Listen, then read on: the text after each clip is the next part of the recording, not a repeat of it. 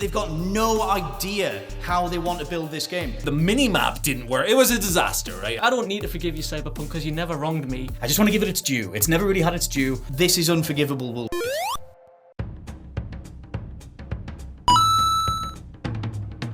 Scott, can you ever forgive Cyberpunk 2077? Now, I deliberately phrased this question, the title of this video, in this way because it's very hard to answer. I feel like when you think about the way the game was developed, you'd read into all the trials and tribulations of the development of that game, the way that it was originally going to come together, the fact that it was originally going to be third person, it was going to be this sci-fi Witcher 3 type thing, which is what millions of us wanted going into it. And then you read about how over the course of, it was like 8 years or whatever, Keanu Reeves expressed interest in being in the game more. He was originally going to be a smaller part, he wanted to do more stuff. They had a dude that was part of CDPR called Adam Badowski, who wanted to chase the GTA dollar, and for whatever reason, he then wanted to overhaul the entire story, put Keanu in there a lot more, gut the thing that they had, make it first person, chase a whole bunch of trends and a whole bunch of stuff that, assumedly, the original veteran devs didn't want to do. It caused a lot of the people who worked on The Witcher 3 to leave, and that was a whole thing. So the version that we got in 2020 was never the version that the core team members wanted to make. It was just the fact that it was coming up on a deadline that was imposed by this Badowski dude, at least according to some of the reporting on it, and a lot of the internal devs were just screaming in all the meetings they could do, this is not what we want to put out at all. And they still had to. Apparently internally they couldn't believe they were being asked to ship the game. And so that's obviously what we got. And then at the time they projected that they would take until 2023 to be able to get a version of it that was closer to what they wanted to do. So the version that is finally out now is the one, in theory, that they always wanted to put together. Now, I personally believe that they were responding to a lot of the stuff around, the police chases, the more anarchic stuff, the GTA comparisons that were in the marketing. And so the version that we have now is somewhat affected by the 2020 release and the feedback to it and everything. I can't forgive a full price attached to a broken product. I think that's across the board. That's why I hate Jedi Survivor so much. Even though the game's great, I hate how broken it is. I don't think you can forgive that stuff. But it's not to say that there's not a phenomenal game here. I absolutely love Cyberpunk 2077, where my time with the game, even at launch on PS5, was a completely, largely bug-free experience. It would crash every 20 minutes, hilariously. But when it worked, it was great. And I think in here is some of the best character writing CDPR's done. I love the overall message that's at the core of this thing, which is, I'm not going to do like specific spoilers, but it's about rejecting all this horrible, monstrous version of capitalism that forces people into certain boxes and forces people to be a certain way and just learn to be yourself. And obviously there's multiple endings to the game, but one of them is rejecting the whole thing and leaving Night City altogether, and it's brilliant. And so but you're only going to get there if you actually play through the whole thing. And so there's a lot to this game, there's a lot of different layers to it. I can only recommend the game overall. I absolutely love it, and I have always thought, and I still do think, quadruply so because of the improvements, that it has the best city in an open world game ever. Like, it just is so hyper detailed and so interactive and so great. Love the character builds, love the combat and the new vehicles and everything. I just want to give it its due. It's never really had its due, and it's one of those things where there are so many recommendable elements here. They are just very much lost in a smog of development stories or expectations and marketing and all these different things that should never have come together in the way that they did. Now, though, there's very much a recommendable game there, if you can look past it all. Can you forgive Cyberpunk 2077? No. So, I never played it the first time around because I was I don't have a decent PC, or I certainly didn't have a decent PC at the time. I definitely didn't have a PS5 at the time. Arguably still don't have a PS5. It's all in your house. Yeah, it's in my house, but it's not mine. So, I just had a PS4 and I was hearing all these things. Oh, we don't think so. Oh, you're not allowed to use any footage that you've captured yourself. Oh, there's all this, you can only review the PC version. It seemed a bit dodgy, this. And then obviously everything came out about, yes, it was absolutely dreadful on the old systems. It was buggy as hell even on the newer systems. It was a big disaster. It was, CD Projekt Red had completely overpromised and underdelivered and all of this. And I was like, I'm not having anything to do with that. I really liked The Witcher 3. Good game, innit? I really like The Witcher 3. I was really disappointed that they'd messed this up, I just thought, I don't know how they're going to come back from this. And then they sort of did, right? The 1.5 patch came around. I remember we did a news piece on it, and it was like, hey, Cyberpunk's finally playable. I looked at it and I thought, hey, this looks like it's kind of got good now, and I might be able to give it a go. And I've got like a half decent gaming laptop that I was, and they put it down to like half price on GOG for a little while. So I was like, you know what, I'll give this a go. I think I'm ready to give this a go, and I downloaded it, I played it. You know what, I had a really good time with it. I was able to run it like really solidly on that laptop. It played well. I had a great time with the story. I thought it was very well written. You know, my interactions with Judy and that love story with her were great. I felt really invested in my character. I liked how she looked. I had some really cool get-up.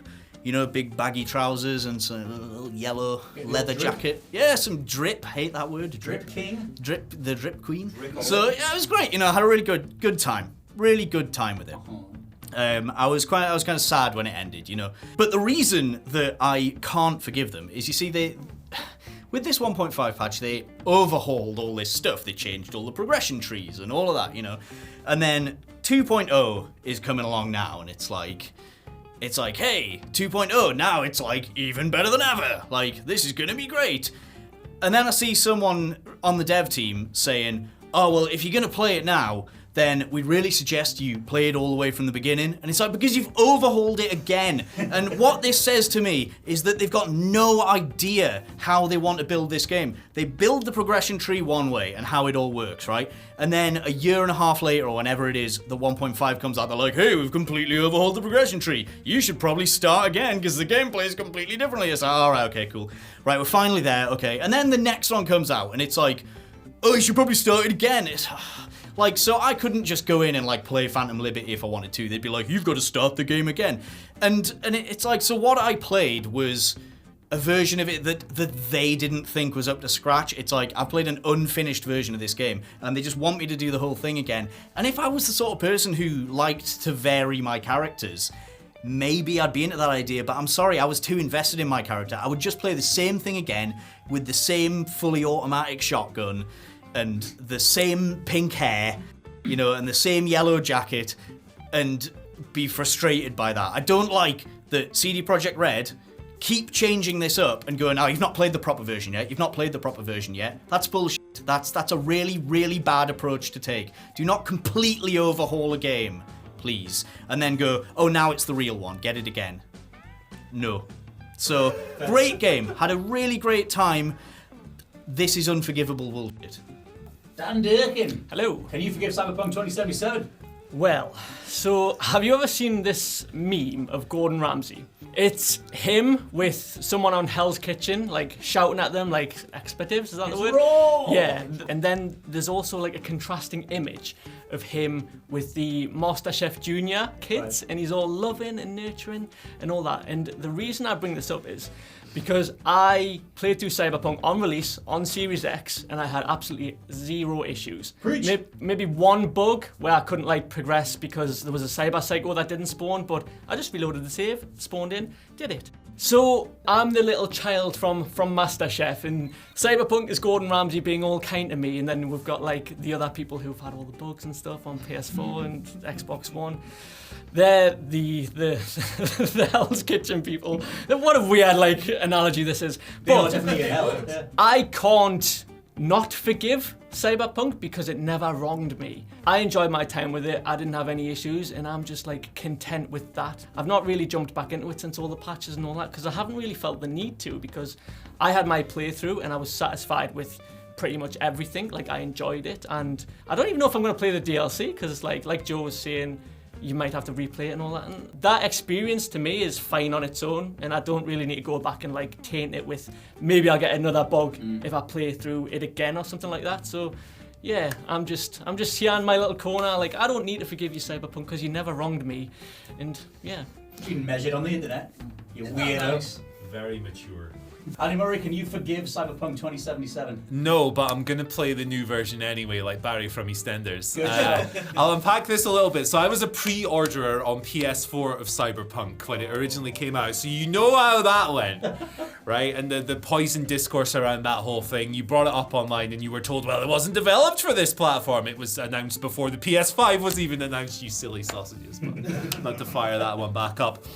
I took the same complex journey as a lot of people. I loaded this thing up on a regular PS4 and it was completely unplayable. You'd get into a gunfight and just nothing would work. You walked out into the city, which in the trailer was previously populated by like 1,000 people. There was 2 guys at a meat stand eating bits of charred iguana or whatever. You drove around the city, the mini-map didn't work. It was a disaster, right? I don't need to spend much more time on that.